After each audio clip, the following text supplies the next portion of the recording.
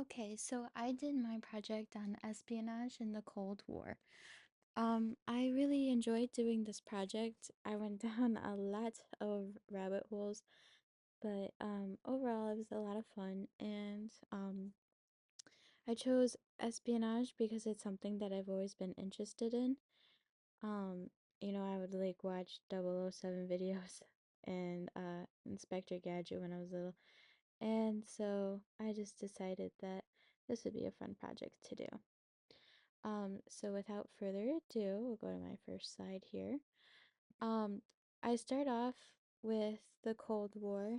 Um, right after World War II, the US had made rivals with China and the Soviet Union. Both countries were run by communists, and it kind of brought a second wave of the Red Scare to the US. Um, it didn't help that the US failed to keep the plans for the atomic bomb private, and that led to more fear of the spread of communism. And these are some pictures here I got from the Library of Congress. They're just pictures of the atomic bomb and the famous mushroom cloud that comes with it. So this is Joseph McCarthy. He is a big player for the second wave of the Red Scare. He was a Marine and served in World War II. When he got back in 1947, he became the senator of Wisconsin. Um, I don't want to say he founded, but he was the head of a movement called McCarthyism. And basically, he just did witch trials for um, political leaders in the government and was blaming people, saying that they're communist.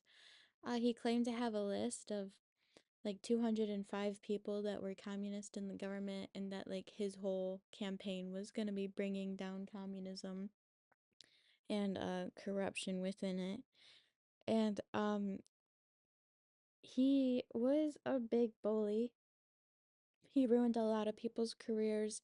He um really made a mess of things, and kind of steamrolled and hurt a lot of families. And he really overstepped his bounds when he said the US Army was too soft on communism.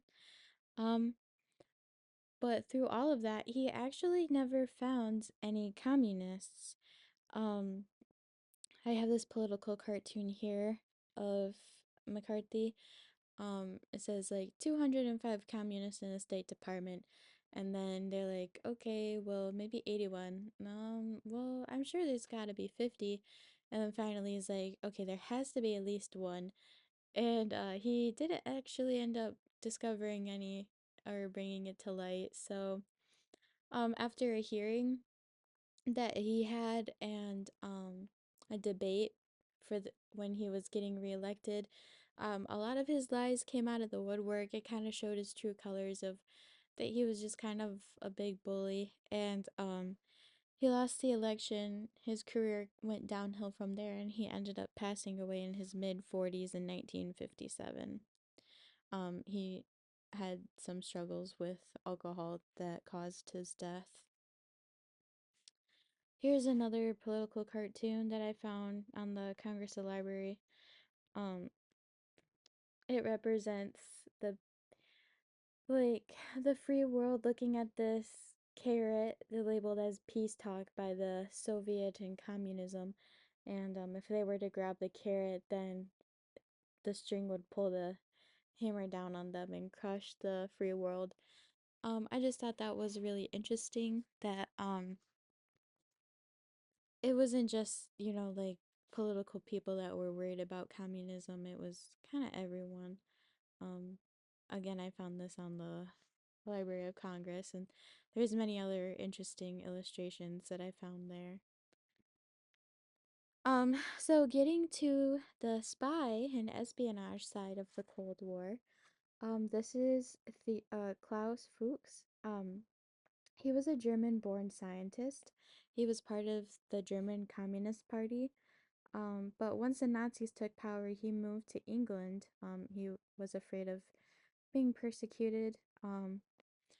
There, while he was in England, he earned his PhD in physics and started working with them on their version of the atomic bomb.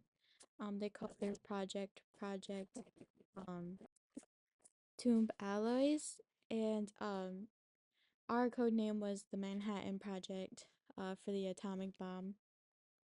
As soon as he started working for um the British government making this atomic bomb, he started selling secrets to the Soviet Union pretty much immediately. And I imagine he was pretty well trusted because when the US wanted to make their own atomic bomb, he was part of the team that came over to work on the Manhattan Project. Um, Once he got there, he started passing secrets through KGB agent Gold, and they both together um, gave away tons and tons and tons of secrets.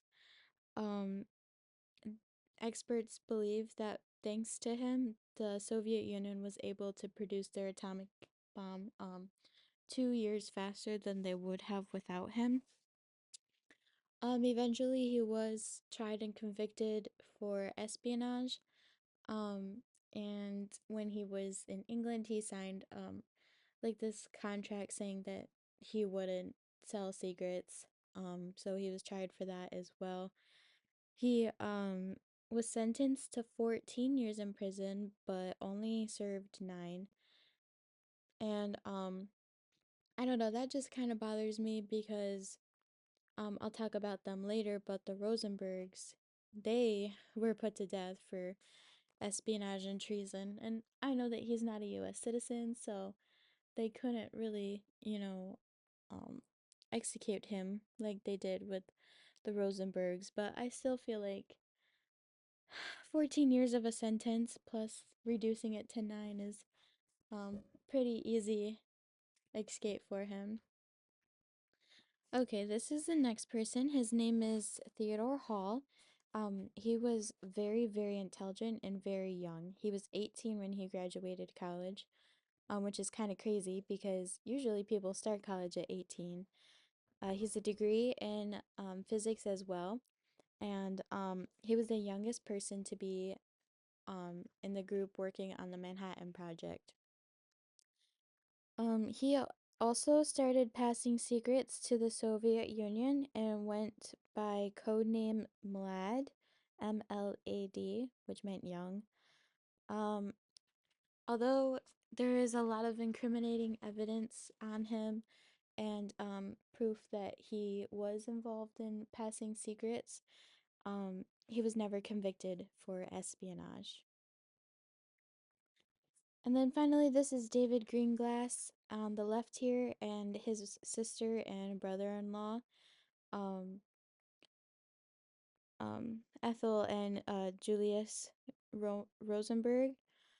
Um, David Greenglass was a former Army sergeant and a skilled mechanic. He fought as well.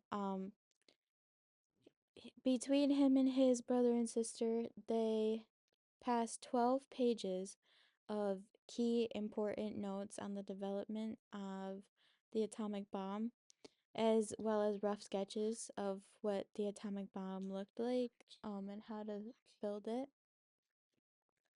Um, Eventually, when everything came out of the woodwork, David Greenglass confessed that he was part of the espionage, and he testified against his sister Ethel, saying basically he provided them with the information, but she was the one that typed it up and gave it to the Soviets. Um, because of that, he was able to secure immunity for his wife and children, but yep, I'm almost done. He was tried and sentenced to jail.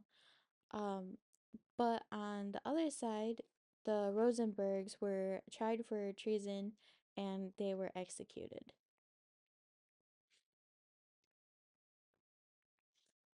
Um, this are is some spy gadgets that I learned about that they used during the Cold War, and I was really interested in this because I've always watched you know 007 and Mission Impossible. What, Liam? Okay. You want a stuffed animal? No, not from Christmas. Up there on my on up in my room. Okay. Okay, well, I'll finish this and then I'll go get it for you, okay? Okay, sounds good. Um, sorry about that. So, on the left here is an umbrella that had tipped with ricin. And what would happen is you would walk past your target, you would insert the tip of the umbrella into their knee or wherever is available, and 4 days later they would pass away. The thing about ricin that it had the advantage is that it's virtually impossible to trace once it's in the blood system, and it's slow releasing. So, it was very easy. This exact thing happened in 1978 to Georgy Markov, and they never found his assassinator or assassin, I guess. Okay, and then on the right was pigeon cameras. The cool thing about these is that the CIA was having trouble getting footage and pictures of things that were happening, so they had put cameras on these pigeons so that they could get closer, much closer than airplanes could. And they actually did use these in the field. The pigeons would fly over and take still pictures, and it was just a lot better than if they were to fly over with airplanes. These are just some miscellaneous things I thought was cool as well. This is like a makeup. On the top left is a makeup press powder, and on the mirror has a secret code encrypted if you turn the glass the right way. Below that is a pipe that has a wire transmitter on it. They use that to listen and record information. Uh, the hollowed out silver dollar. I thought that was really cool. If you ever see the movie Bridge of Spies, the Russian um spy writes things on these notes, a code, and then puts it in the coin and drops it for someone else to pick it up. And then below that is the lipstick gun. It's 4.5 millimeter, and it would have just one single bullet in it. It was really easy to conceal, especially for women. You just put it in your purse and it's no questions asked. Some more things is the butt-in camera. These would go into coats, on jewelry, purses, and it would make it easier for spies to record what was going on in video and camera because if they had it any other way, they'd have to stand in an awkward position and try to be like, "Oh, can you like speak closer here?" So having it like this was very good for getting pictures at a natural angle. Um, On the right side here, we have the glove gun. This was originally made by the US Navy, but it was adapted by the KGB. They made their own, and it's pretty self-explanatory. It's kind of like a one round thing. You punch someone and the bullet shoots off, or vice versa.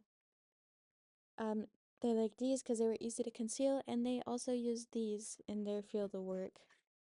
And then below that is a prototype for a gas-powered remote-controlled insect.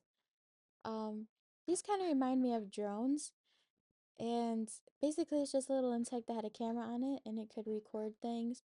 Problem with it is that it was too small. The body would get lost in the wind. It was too flimsy. Plus, it was gas-powered. But it makes me think of drones today and how we've pretty much perfected the use of drones.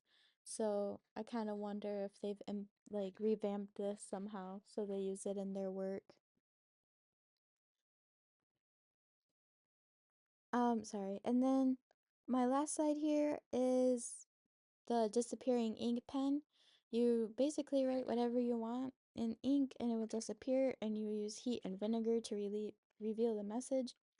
They use this as well in the movie Bridge of Spies, and the movie Independence Day and National Treasures. They just kind of use this to rate messages that other people can't see, like normal average day people.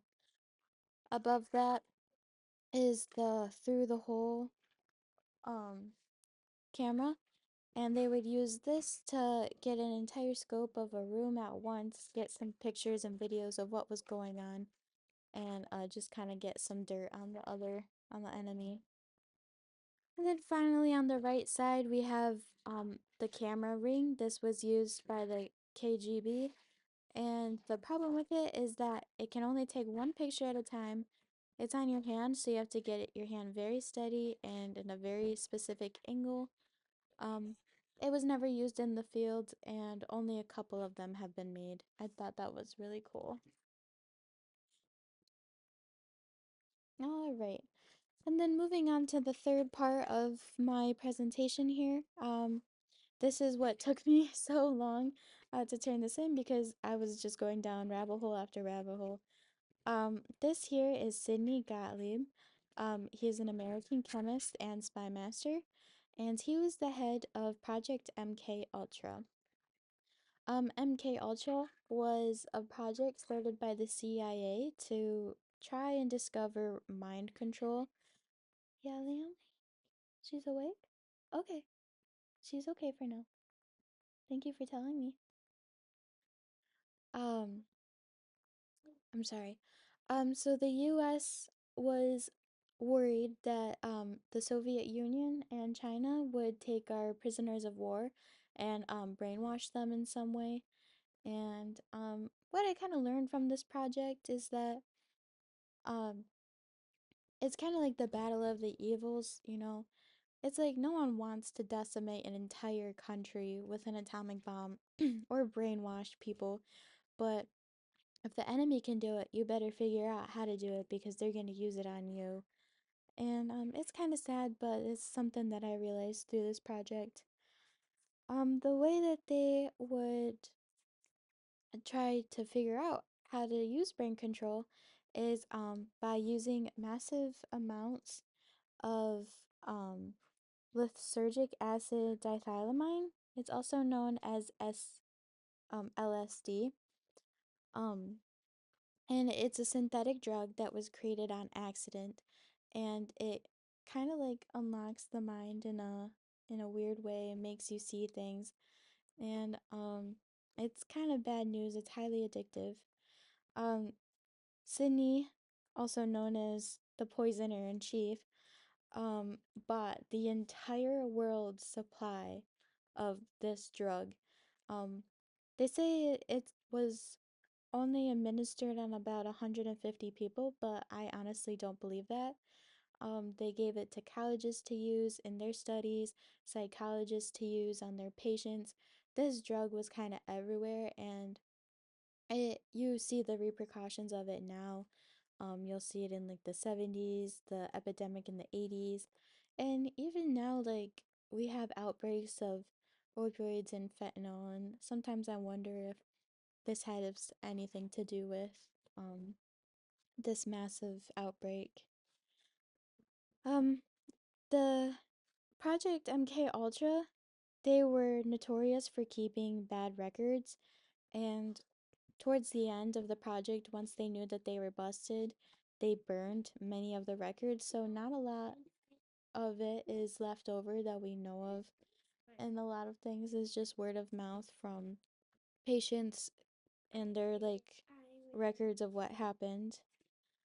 Um, Are you done yet? I'm almost done, Liam. I'm almost done. Don't worry. Um, so LSD wasn't the only drug that they used. They also used heroin, barbiturates, shrooms, other mind-altering drugs. Because what they tried to do is destroy the mind first and then try to rebuild the mind. They thought that if they could first wipe it and then reconstruct it, that's how you could brainwash. I was reading of this psychiatrist in Canada who participated in MK Ultra activities, and he was taking just average patients. One of them was like a 16-year-old girl. Another was just an adult man who was having trouble sleeping at night, and he would put them in these glucose comas for literal months. And as he would do things like play tape recordings over and over and over again in their sleep and give them LSD in continuous highs to try to bend their mind in some way.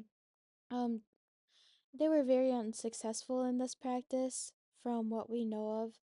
And a picture here on the right is them administering the LSD to a patient. They went kind of crazy with their studies. Um, they tested this on anything and everyone. They had a project called Operation Midnight Climax, um, where they basically used sex workers to lure men into um, hotels and safe houses where they would watch through a double-sided mirror and just record the entire night. The men would be spiked with LSD, so they were trying to see like how this drug affected people in all kinds of ways, sexually, spiritually, physically. A lot of these tests were done on unknowing and unwilling patients, as well as prisoners, homeless people, and I think they just really took advantage of a lot of people. Um, this man here on the left, his name is Frank Olson. He was one of the head people of Project MK Ultra, and one night at a dinner party with his other coworkers, they were spiked with LSD, and he had a nervous breakdown to which he begged to be released from the project. He didn't want to do it anymore. He felt guilty about what they were doing. Um, he felt bad about himself. After that whole fiasco, 4 days later, he committed suicide. Um, it was very ominous and mysterious the way that it happened. He allegedly jumped out of a building 4 days after his nervous breakdown. But years later, his parents, or I mean, his family went back, had the body re-autopsied, and they discovered that he had sustained injuries that had happened pre him jumping out of the window. And also, surveys of the room that he had jumped out of showed that the way that his body had the trajectory of his fall, there was no way that he could have accomplished that even if he had a running start. So because of this, the family got $750,000 in reparations and a personal letter of apology from President Gerald Ford. All in all, I had a lot of fun with this project. I really liked, especially that last part with MK Ultra doing research. Um, I just really liked this class, and I just wanted to say thank you for the great semester. So, thank you.